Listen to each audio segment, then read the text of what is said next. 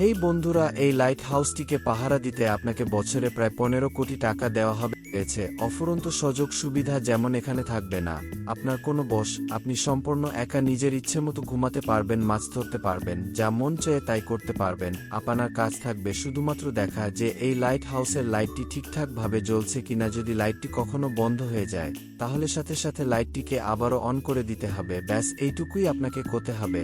আপনি চাইলে সারাদিন শুধু পায়ের উপর পা তুলে ঘুমিয়ে থাকতে পারবেন এবং মাসের শেষে কোটি কোটি টাকা গুনবেন। চাকরিটা পেতে খুব ইচ্ছা করছে নিশ্চয়ই, তবে অ্যাপ্লাই করবার আগে জেনে নিন এত সুযোগ সুবিধা থাকার পরেও এটা পৃথিবীর মধ্যে সবচাইতে ভয়ঙ্কর একটি কাজ, কারণ এই লাইট হাউস ঠিক একদম সমুদ্রের মাঝে অবস্থিত। এখানে থাকা অবস্থায় আপনি কারো সাথেই যোগাযোগ করতে পারবেন না।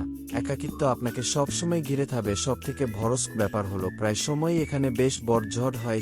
এইসব ঝড়ের তাণ্ডব এইটাই ভয়ঙ্কর হয় যে মাঝে মধ্যে সমুদ্রের জল টাওয়ারের উপরে পড়ে, যার ফলে এই মৃত্যু পর্যন্ত হতে পারে। আরও কি কি মহাবিপদ এখানে পথ পেতে রয়েছে তা একটু পরেই জানতে পারবেন। কিন্তু আসল প্রশ্ন হলো, এই লাইট হাউস সমুদ্রের মাঝেই তৈরি করা হয়েছে, এর কাজেই বা কি আর কেনই বা এই লাইট হাউসের কাজই বা কি আর কেনই বা এই লাইট হাউসের উপরে সবসময় নজর রাখতে হয়, আর কেনই বা এই লাইট বন্ধ করা যায় না। রহস্যময় এই লাইট হাউস গলির আদ্যপ্রান্ত জানতে হলে আপনাদেরকে ইতিহাসে ফেরে যেতে হবে। সেই ইতিহাসে যেখানে দিয়ে পথ যাতায়াতের জন্য না ছিল কোনো গাড়ি, না ছিল যানবাহন, তখন বিশাল লম্বা পথ পাড়ি দেওয়ার জন্য একমাত্র উপায় ছিল জলপথ। সেই সময়কালে ক্যাম্পেড মাবিয়াস নামের একজন অসাধারণ নাবিক ছিলেন। তিনি প্রতিকূল অবস্থাতেও সমুদ্রে ভ্রমণের জন্য বেশ বিখ্যাত ছিলেন। তো একবার তিনি তার জাহাজ নিয়ে সমুদ্রের মাঝে ঘুটঘুটে অন্ধকার মধ্যে দিয়ে একটি জায়গা যাচ্ছিল। ঠিক তমনি সমুদ্রের নিচে থাকা একটি বৃহৎ আঁকা পাথরের সাথে জাহাজের ধাক্কা লাগে।